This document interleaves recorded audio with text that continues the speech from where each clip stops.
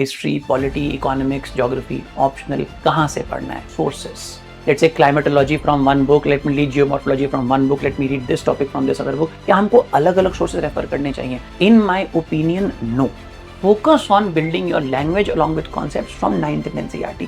इतना लंबा आर्टिकल लिखा हुआ है, in so here whatsoever how so much, पल्ले नहीं पड़ रहा है वो चीज. तो इसलिए मेरे को एक ऐसी किताब की जरूरत है. अखबार पढ़ने की आदत डालो, अखबार याद करने की नहीं. एक पहाड़ दिखेगा, आपको किसी ने गाइड कर दिया, इसकी ये भी किताब है, ये भी किताब है, ये भी किताब है. अब आप केवल कंफ्यूज हो और कुछ नहीं हो. और जब कंफ्यूज हो, you will fear to take the first step. I don't fear a man who knows 1000 kicks. I fear a man who has practiced one kick 1000 times. Practice one kick 1000 times. Hi.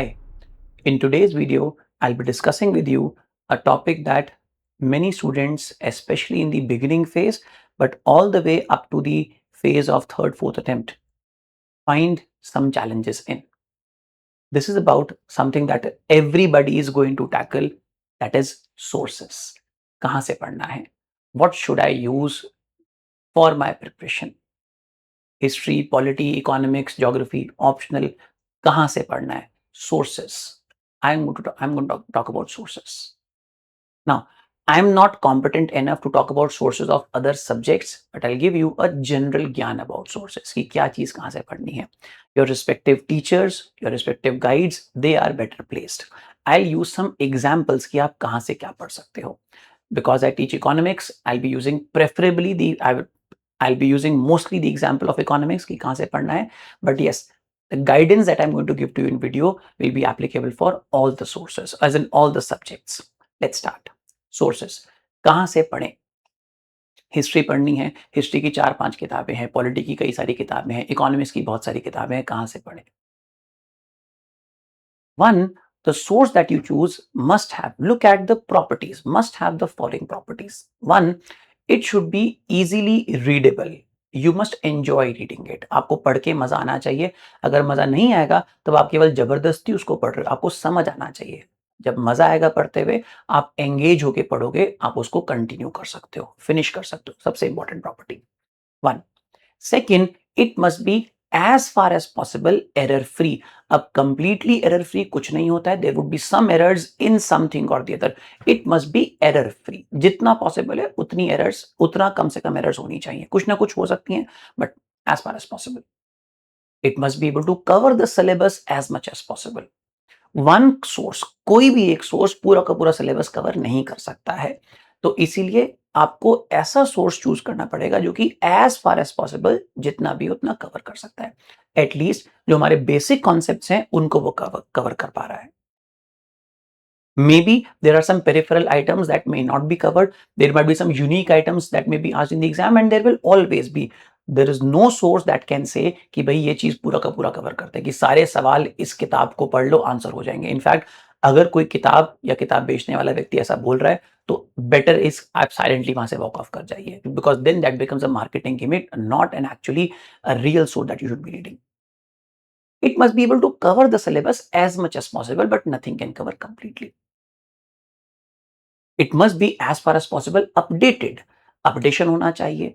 Data statistics पुराने कोई problem नहीं है, लेकिन अगर नए हैं तो थोड़ा एक लेवल बेटर है. बट पुराने में कोई इशू ऐसा इशू नहीं होता है.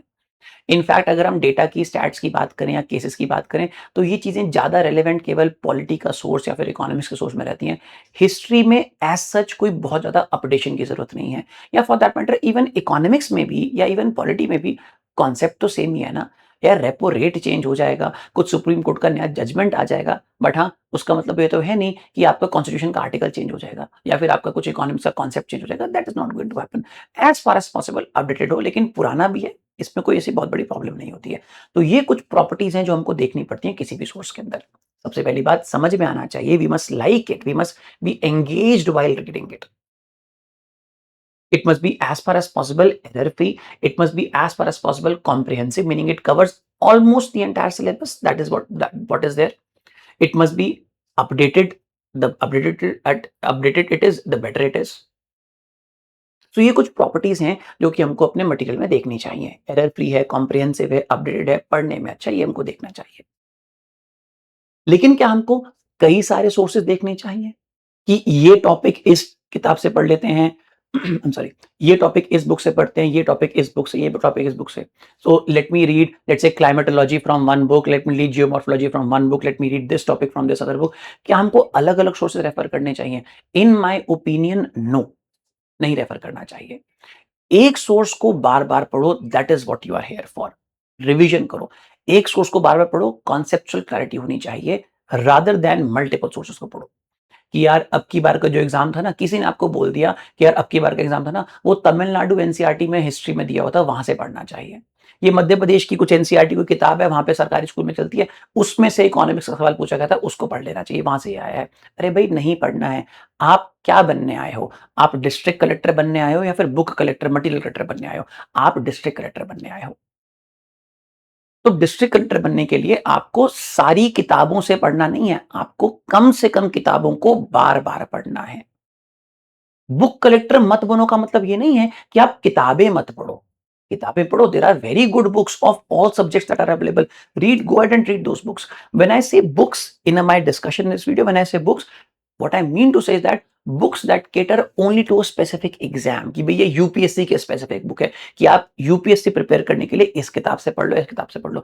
ये किताब भी आपको अलग अलग नहीं पढ़नी है कि आपने इकोनॉमिक्स की बुक 1, बुक 2, बुक 3 से इस किताब में ये चैप्टर अच्छा दिया, इस किताब में ये चैप्टर दिया, इस किताब में ये चैप्टर अच्छा दिया.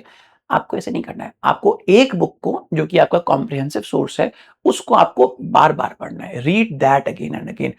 Try to make sure that you are revising it rather than reading more and more. हमको क्या क्या सोर्सेज देखने चाहिए, जनरल बात कर रहा हूं मैं, किसी सब्जेक्ट स्पेसिफिक बात नहीं कर रहा हूं, जनरल बात कर रहा हूं. क्या क्या हमको सोर्सेज देखने चाहिए? Sources that we should be referring to. Sources first would be some basic understanding books.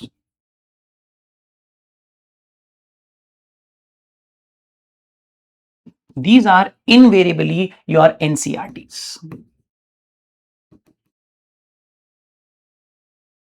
The question that many people ask and many people rant about this also, कि भाई हमको कौन सी एनसीईआरटी पढ़नी चाहिए? हमको 11th-12th की एनसीईआरटी पढ़नी है या फिर हमको 9th-10th की, 7th-8th की एनसीईआरटी पढ़नी है? हमको कौन सी एनसीईआरटी पढ़नी है? एनसीईआरटी कौन सी पढ़नी है? जरा ध्यान से सुनो इस चीज को. NCRTs of class 11th and 12th for most subjects are more than enough. These are, in my opinion, again, I will talk about economics because I teach economics, but I have read other NCRTs also. मैंने history की भी पढ़ी है, art and culture की भी पढ़ी है, science वाली भी पढ़ी है, पॉलिटी की भी पढ़ी है. मैंने पढ़ी है NCRTs है, मैंने भी तैयारी कर रखी है, मैंने पढ़ी है. तो in my opinion, these are excellent sources. I'll be judgmental about. I'm nobody to judgment to give pass on a judgment, but yes, economics NCERT जो है, जैसे मैक्रो इकोनॉमिक्स है, इंडियन इकोनॉमी है, NCERT class 11-12, these are in my opinion, humble opinion, these are amongst the best sources of economics that are there. तो आप 11-12 की पढ़ो. 9-10th की या उससे पहले की तो मेरे ख्याल से नहीं पढ़ने की आवश्यकता होती है. कि अगर आपको 9-10th की एनसीईआरटी पढ़नी है, 9-10th क्लास, ये आपको क्यों पढ़नी होती है? अगर पढ़नी है तो ये आपको पढ़नी होती है लैंग्वेज के ऊपर कमांड के लिए. Language. The problem is I am communicating to you in English, but mostly in English. You are going to give this exam in English. You are going to read about this various subjects from these various subjects in English. English is not our mother tongue. None of us in the country have English as mother tongue. We are going to read in a foreign language. We are going to answer questions in a foreign language, write them down in a foreign language, give our interview in a foreign language. So as much as I want to rant about it, I can't change this thing. But the fact is, you will have to make sure that when you are reading, when you are presenting, understanding, you have clear understanding of that. Most of us, we must accept the fact, most of us don't have a very good understanding of the language. अब ये good understanding का मतलब क्या है? Good understanding का मतलब ये नहीं है कि आप अपने फ्रेंड से इंग्लिश भाषा में बात कर सकते हो, कि आप एक कन्वर्सेशन कर सकते हो. It's a sign, but that's not the meaning of the word good understanding. Good understanding का मतलब है कि when you are presented with some text, आपने एक चैप्टर पढ़ा, आप उस चैप्टर को कितने आसानी से समझ सकते हो. क्या आप कॉन्सेंट्रेट कर सकते हो one line to next paragraph to so on so forth? क्या आप उसमें पूरी स्टोरी पढ़ सकते हो? जो चीज उसमें नहीं लिखी है, क्या आप उसको समझ सकते हो? Reading between the lines, what is hidden in that chapter, can you read that part also? But then can you read it? आपकी रीडिंग स्पीड कितनी है? रीडिंग अंडरस्टैंडिंग क्या है? रिटेंशन क्या है? एक आसान तरीका थंब रूल है, बट ऐसा कुछ नहीं है, वो नहीं है। एक थंब रूल है कि आपने एक पेज पढ़ा या आपने पूरा टॉपिक पढ़ा, उस टॉपिक को क्या आप अपनी लैंग्वेज में समराइज कर सकते हो? Can you summarise it? Hindi में जैसे भी आप अपने माइंड में उस टॉपिक को पूरा समराइज कर सकते हो कि नहीं कर सकते हो इंग्लिश में पढ़ने के बाद? If you can do it, that means you have a good understanding of the language, not the concept of the language. चलो इकोनॉमिक्स में कॉन्सेप्ट है, लेकिन मान लेते हैं हिस्ट्री में तो स्टोरी है, इन द सेंस स्टोरी कॉन्सेप्ट सारी चीजें हैं, बट हिस्ट्री आपने बचपन से पढ़ी है। अब आपने 11th-12th की कोई एनसीईआरटी पढ़ी, आर्ट एंड कल्चर की पढ़ी है, कुछ भी आपने चीज पढ़ी, पोस्ट इंडिपेंडेंस एनसीईआरटी पढ़ी, you have read it as a story. Can you can you summarise that part? आपने कुछ हिस्टोरिकल इवेंट पढ़ा, क्या आप उसको समराइज कर सकते हो अपनी लैंग्वेज के अंदर? If you can do, then you have a decent command over the language. तो एक ये तरीका है चेक करने का कि आपकी कमांड कितनी है।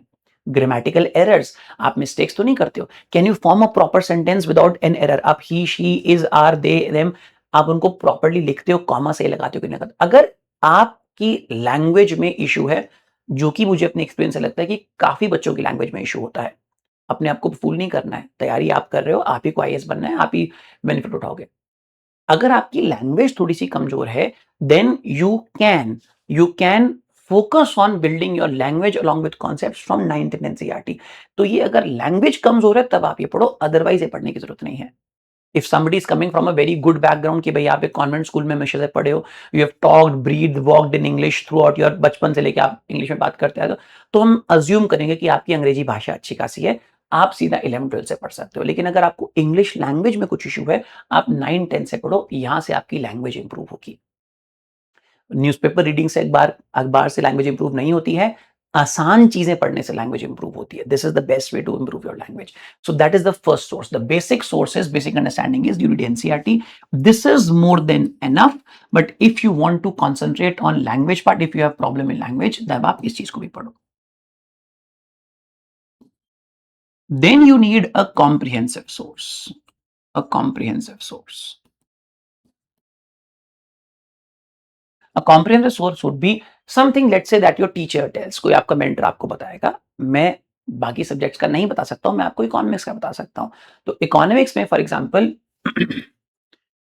You can choose to read, अब that would be a conflict of interest if I market myself over here. You can choose to read any standard book. मैं अपने आप को भी मार्केट कर सकता हूँ यहाँ पे, बट हाँ आपकी मर्जी, आप कोई भी एक स्टैंडर्ड बुक ले लो। सारी किताबें अच्छी हैं, हमारे नोट्स भी आते हैं मार्केट में, आप वो भी देख सकते हो। पॉइंट इज वो कॉम्प्रिहेंसिव होना चाहिए। कॉम्प्रिहेंसिव मतलब सिलेबस का कवरेज होना चाहिए, syllabus covered. PYQs should be answerable, should be answerable. ऐसी किताब नहीं सीख करनी की जहां पे पीवाईक्यूज डिस्कस कर रखे हैं, नहीं वो नहीं। पीवाईक्यूज कॉन्सेप्चुअली आंसरेबल होनी चाहिए, ऐसी किताब हमको सीख करनी है। और error free, obviously error free. अब ऐसा है कि एरर फ्री है कि नहीं है, ये आप बिना पढ़े तो पता नहीं कर सकते, बिना एरर के कमिट नहीं कर सकते। तो the simple thumb rule is, आप केवल ये देखो कि भाई मार्केट के अंदर इस समय ज्यादा क्या बिक रहा है। जो चीज ज्यादा बिक रही है, that's okay, that's fine, that should be it. People are buying it and hence that should be decently. एक कॉम्प्रिहेंसिव सोर्स होना चाहिए, there should be some comprehensive source that you are buying. Read only this, केवल इसको पढ़ो, मतलब इसके सिवा इसको आपको पढ़ना है। Not two, only one, only one. जैसे पॉलिटी में the main source is NCERT and your bare act, in the sense constitution of India. अब वहां पे आपको शायद कोई और किताब पढ़ने की जरूरत नहीं है। अब मैं अपने नॉन एक्सपर्ट फील्ड में जा रहा हूं, तो please give me some leeway for that. Many polity experts, many polity teacher say that, let's say Lakshmikant is not such a good book. Many people say this thing, but yes, students buy that book. I bought it. I have studied it. तो general understanding के लिए यार मुझे तो किताब वो अच्छी लगती है, as an I would read it. But yes, other polity teachers अगर वो मेरे से नाराज ना हो, तो हाँ, पहली बार कोई बच्चा पढ़ रहा है, यार संविधान के अंदर जो है वो लिखा हुआ, पढ़ना चाहता हूं मैं, I want to read the constitution, but यार वो जो लैंग्वेज लिखी हुई है, इतना लंबा आर्टिकल लिखा हुआ है, in so here whatsoever how so much, वो लिखा हुआ है, वो कॉमा कहीं पे आ नहीं रहा, मैं कॉमा ढूंढ रहा हूँ, वो मेरे पल्ले नहीं पड़ रहा है वो चीज। तो इसलिए मेरे को एक ऐसी किताब की जरूरत है, as a student I need such a source जिसको पढ़ के मैं समझ तो पाऊं, I need something, I want to read the Bare Act, but for that I must first read some source with some kind of a standard book which can give me a basic introduction, a guidance into okay what is going to come in the main source, जो main source आ रहा है। तो हमको इस तरीके से source ढूंढना चाहिए जिसको पढ़ने में हमको ईजी हो, आसान हो पढ़ने के अंदर, ये बड़ा इंपॉर्टेंट फैक्टर होता है। अदरवाइज हम कभी भी चीज को समझ नहीं पाएंगे।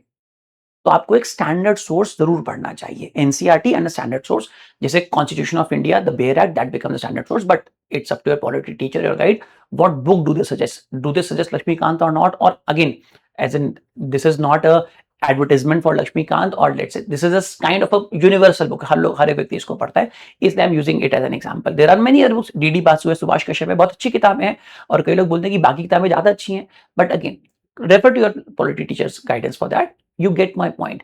आपको किताब पढ़ के समझ में आनी चाहिए, पढ़ के अच्छा लगना चाहिए कि यहाँ पे मुझे मेरा टाइम इस्तेमाल इसके अंदर है, नहीं तो आप पढ़ रहे हो पता ही नहीं चल रहा, फिर आप उसके बाद बोलोगे यार क्या पढ़ लिया, कुछ समझ में नहीं आया। Standard book, but only one, you don't have to become a book collector.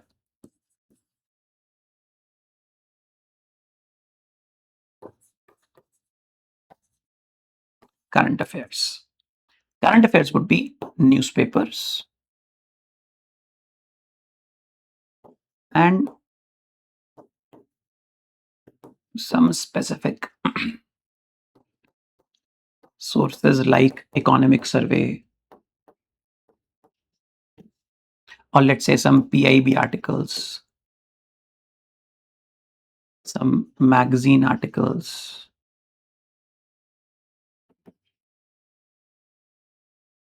And then finally, I'll talk about this in a moment, and finally revision.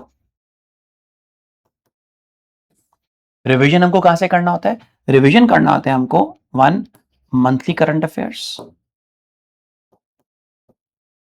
And from tests, attempt tests as much as possible, prelims and mains attempt tests. I'll talk about this, ये third and fourth point के बारे में बात करता हूँ। current affairs, you have a basic understanding of something, you utilize a comprehensive source, you read a subject from that source। आपने geography की किताब पढ़ ली, आपने जीसी लियोंग पढ़ ली, आपने सविंदर सिंह पढ़ ली, जो भी कोई भी एक किताब आप पढ़ी है, सारी किताबें नहीं, कोई भी एक किताब आप पढ़ ली है, आपने माधुसूदन सर की किताब आती है, पल्लवी मैम की किताब आती है, पल्लवी मैम की किताब है, आप वो किताब पढ़ सकते हो। आपको एक कोई सोर्स पढ़ना है, read one source, read it a comprehensive source, read that source and then you are done with this part, आपका कॉन्सेप्चुअल पार्ट हो गया।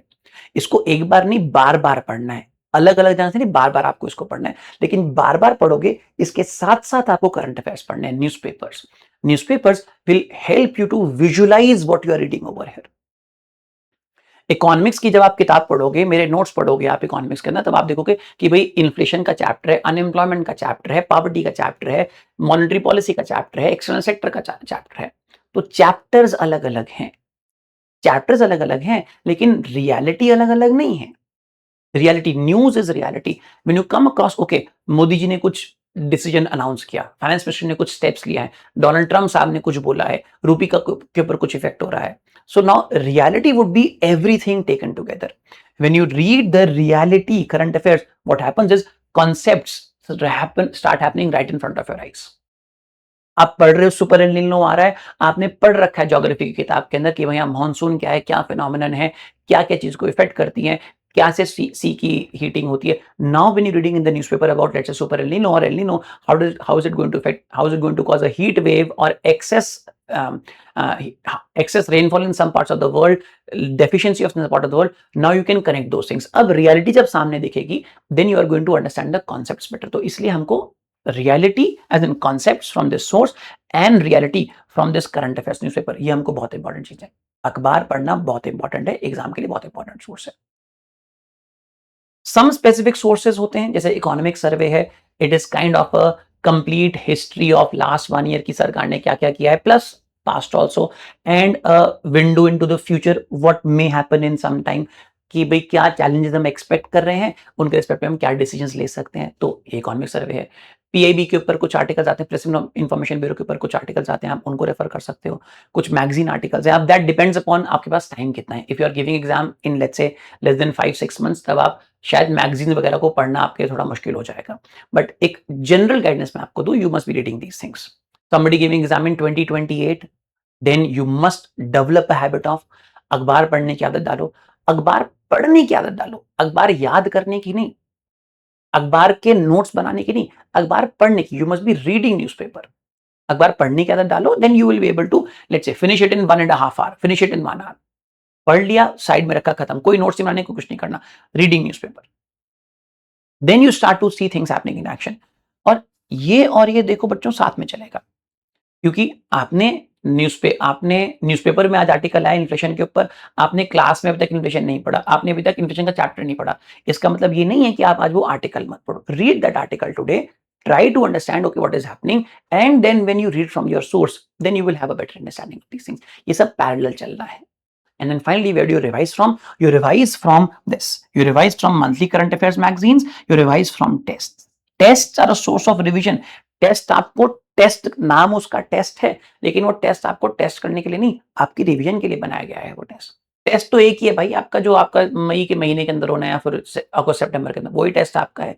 ये बाकी सारी टेस्ट सीरीज जो है वो तो आपके सोर्स ऑफ रिवीजन है। जो आपने पढ़ा है उसको दिमाग पे थोड़ा प्रेशर डाल के याद करके यहाँ पे आंसर करो। आंसर नहीं कर पाओगे कोई बात नहीं, रिवीजन करना है, सॉल्यूशन हमको पूरा पढ़ना है, तब याद आएगा अच्छा ये चीज यहाँ पे पढ़ी थी, ये चीज यहाँ पे पढ़ी थी, ऐसे लिंक्ड है, ये चीज सवाल टेस्ट के अंदर पूछी गई है, तो टेस्ट के थ्रू हम रिवाइज करेंगे। तो बुक कलेक्टर नहीं बनना है, we don't have to become a book collector. Don't try to collect many books, don't try to read many books, read less number of books more number of times.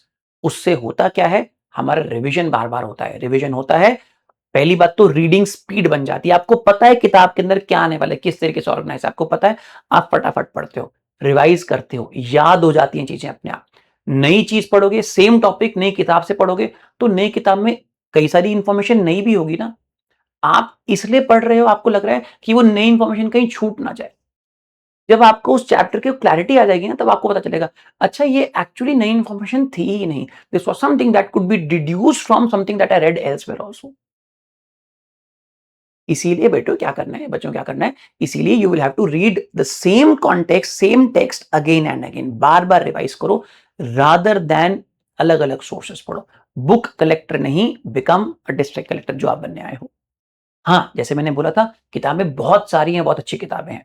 Economic history पर, political aspects of discussions के ऊपर, there are so many good books, read those books. Genuinely those books are going to help you a lot. But don't read those books from the perspective of अच्छा ये मेरे को exam में help करेगी। Exam में वो help कर सकती है, कोई कॉन्सेप्ट आपने किसी किताब के अंदर पढ़ा होगा, वो आपको हेल्प कर सकती है एग्जाम में वो किताब। लेकिन इसका मतलब ये नहीं है कि आप उस किताब को, आपने let's say economic history of India कोई किताब है, आपने पढ़ ली, आरसी दत्त, बहुत फ्रीडम फाइटर, कम्युनिस्ट पार्टी, वो किताब है। अम्बेडकर साहब की आप कुछ राइटिंग पढ़ रहे हो, गांधी जी की माई एक्सपेरिमेंट फिर ट्रूथ आप पढ़ रहे हो। There are so many good books that are, RC Majumdar की आप हिस्ट्री की किताब पढ़ रहे हो, reading lot of good books of history, of economics, of political discussions, of political evolution of the country, Ram Guha की आप पढ़ रहे हो, कई सारी किताबें, आप पढ़ो किताबों को पढ़ो, लेकिन आपको यूपीएससी के लिए कि भाई जो है ये एग्जाम के लिए मेरे को ये टॉपिक यहाँ से, ये टॉपिक यहाँ से, ये काम नहीं करना आप। ऑप्शनल के लिए एक बार को आप वो कर भी सकते हो, but even for option that is not advisor. But if I start talking about optional, I am completely exceeding my capability over here. मैं ऑप्शनल की यहाँ पे बात ज्यादा नहीं करूंगा, मैं जीएस की बात करूंगा। Refer to less number of sources, revise them again and again. Read books, that's a very good habit, reading books, in fact going ahead, जो किताबें पढ़ता है, जिसकी पढ़ने की आदत है, वही पर्सन आगे बढ़ सकता है आगे जाके। तो very important skill to have, reading books. But do not read multiple books for same subject. Read one book again and again, revise it, चाट जाओ उस किताब को, और उससे आपको कॉन्सेप्ट्स बिल्कुल क्लियर हो जाएंगे, चीजें सामने होती हुई आसानी से दिखेंगी, टाइम बेटर यूटिलाइज होगा, फटाफट पढ़ सकते हो। Now you have more time to refer to other things also. इस तरीके से हमको अपनी तैयारी करनी है, इस तरीके से हमको अपने सोर्सेज ऑर्गेनाइज करने हैं। ये हमारा तरीका होता है एग्जाम के लिए प्रिपेयर करने का। नहीं तो सामने क्या होगा, एक पहाड़ दिखेगा, आपको किसी ने गाइड कर दिया, इसकी ये भी किताब है, ये भी किताब है, ये भी किताब है, अब आप केवल कंफ्यूज हो और कुछ नहीं हो। और जब कंफ्यूज हो, you will fear to take the first step. और फियर को रिमूव करने का क्या क्या तरीका है? जो सामने वाला टारगेट है ना, उसको आसान बना दो। आसान कैसे बनाएँगे? कम जगह से पढ़ेंगे, बार-बार पढ़ेंगे। बार-बार पढ़ेंगे, फटाफट पढ़ेंगे, कॉन्सेप्ट अच्छे से रिवाइज़ हो जाएँगे हमारे। इस तरीके से हमको पढ़ना है। Thank you so much, everybody, for being a patient listener. I hope you have gotten something meaningful from this discussion that we just had. Please make sure that you organize your preparation properly. Organized preparation is a successful preparation. Unorganized is only मेहनत, केवल मेहनत है। मेहनत की बात नहीं है, मेहनत डायरेक्शनल भी होनी चाहिए, मेहनत चैनलाइज भी होनी चाहिए। यूपीएससी एक समुंदर है, समुंदर के अंदर सब लोग सर्वाइव करने की, तैरने की कोशिश कर रहे हैं, लेकिन तैर के निकल कौन पाएगा पर्सन, प्रोबेबिलिटी ज्यादा किसकी है, जो कि सही डायरेक्शन में तैर रहा है। मेहनत सब लोग कर रहे हैं, मेहनत की बात नहीं, मेहनत सब लोग कर रहे हैं, मेहनत सब लोग कर रहे हैं, आपको सही डायरेक्शन में चैनलाइज करनी है अपनी एनर्जी, कब कंजर्व करनी है, कहां लगानी है, किस तरीके से लगानी है। Same task repeated again and again, you are going to become capable.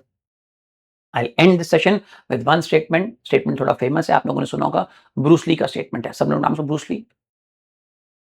He said, I don't fear a man who knows 1000 kicks. I fear a man who has practiced one kick 1000 times. Practice one kick 1000 times. Don't practice multiple kicks. Become perfect in one kick. That is where I will end the class and this session. Thank you so much, everybody. I hope you enjoy the session. Take care. All the best.